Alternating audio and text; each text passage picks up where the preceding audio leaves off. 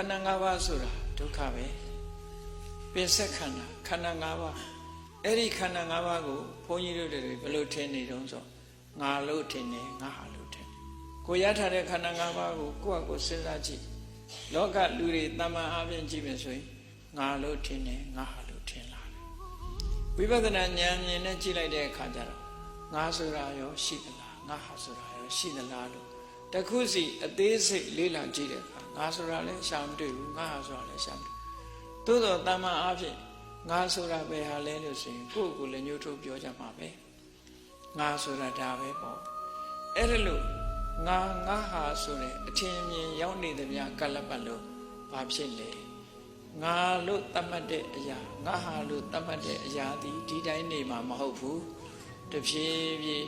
အနိစ္စသဘောအရမတည်မြဲလို့ပြောင်းလဲလာမယ်အဆိုးဘက်ကိုရိုင်းလာမယ်အညထဘာဝတစ်မျိုးတစ်ပုံပြောင်းသွားပြီးဆိုလိုက်တာနဲ့တပြိုင်တည်း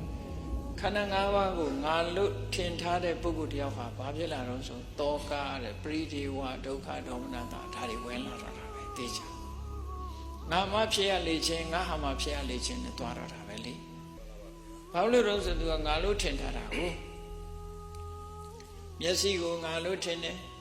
အေးမျက်စိပြတ်ဖို့ကြုံလာပြီဆိုလို့ရှိရင်တော့ငါလို့ထင်ထားတဲ့မျက်စိသို့မဟုတ်ငါမျက်စိငါဟာလို့ထင်ထားတယ်မျက်စိဒုက္ခဝေဒနာဖြစ်လာပြီမာရေတွေကကြီးလာပြီဟိုဘက်ထီအောင်ကူးတော့မယ်ဆိုရင်ဘယ်လောက်စိုးရိမ်ကြမလဲလူတွေမှာနော်ကူးလို့မရတော့ဘူးဆိုတဲ့လူတွေဘယ်လောက်တန်ရဟိုတောကဖြစ်လိုက်ဘာဖြစ်လို့ဒီလိုဖြစ်ရတာတော့ဆိုငါလို့ဆွဲလန်းထားလို့ငါဟာလို့ဆိုအစရတဲ့ကမျက်စိဆိုတာစက္ခုပ္ပတာရုပ်ပဲဒီဟာသူ့အကြောင်းကြောင့်သူဖြစ်နေတာကံတရားကြောင့်ဖြစ်တယ်ဥဒုတို့စိတ်တို့အာဟာရတို့ကပံ့ပိုးထားတာ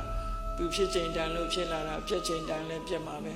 ငါမဟုတ်ဘူးဆိုတဲ့အမြင်ကြီးကိုရှင်းရှင်းလင်းလင်းမြင်ထားမယ်ငါဟာမဟုတ်ဘူးဆိုတဲ့အမြင်ကိုရှင်းရှင်းလင်းလင်းကြီးမြင်ထားမယ်ဝိပဿနာဉာဏ်နဲ့အဲ့ဒါလို့မြင်ထားမယ်ဆိုလို့ရှိရင်တောကတို့ပရိဒေဝတို့ဒုက္ခတို့ဒေါမနတာတို့လာမှာမဟုတ်တော့လာတောင်မှပျော့ပျော့သေးသေးပါပါကလေးပဲလာမှာပေါ့